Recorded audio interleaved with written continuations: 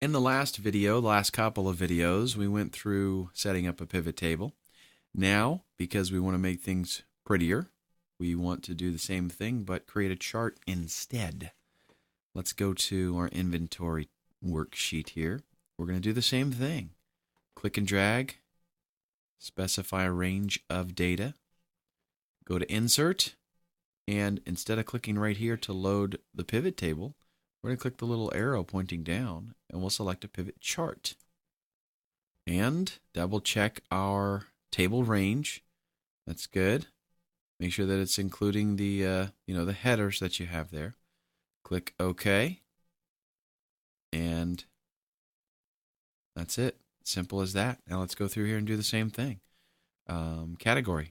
Turn category on, and turn total value on.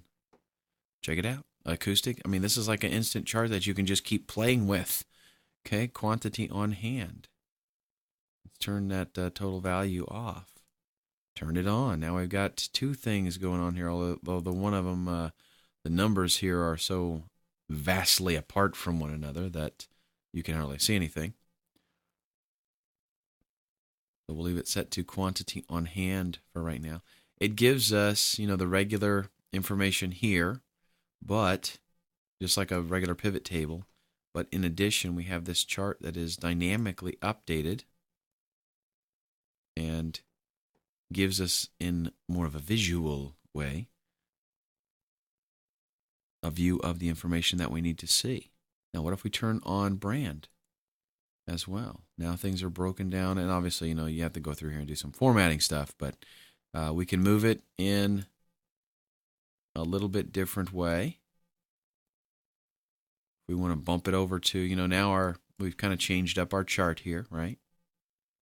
So what this did is, since I turned on brand and category, we have category here across the bottom, but then we have the brand in the legend field, color-coded automatically and organized as such, because we could have, Fender, for example. They could appear in the acoustic bass, acoustic guitar, acoustic electric. They could appear in any one of those categories.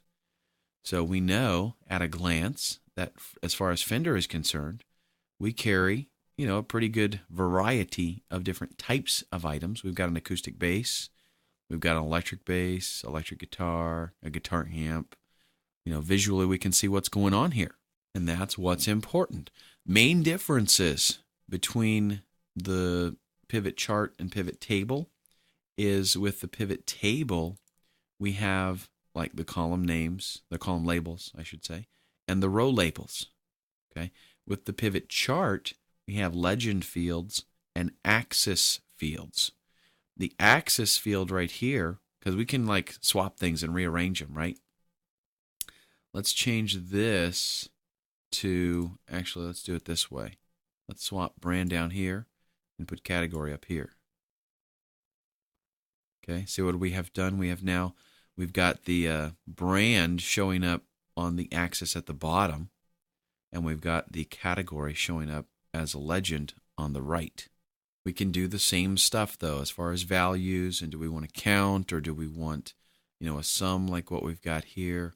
All that kind of stuff is pretty much the same. Okay, so that is a pivot chart. And with that, we are done for pivot tables. Up next, I'm going to show you a really slick feature of Excel to help you meet your goals. It's called Goal Seek.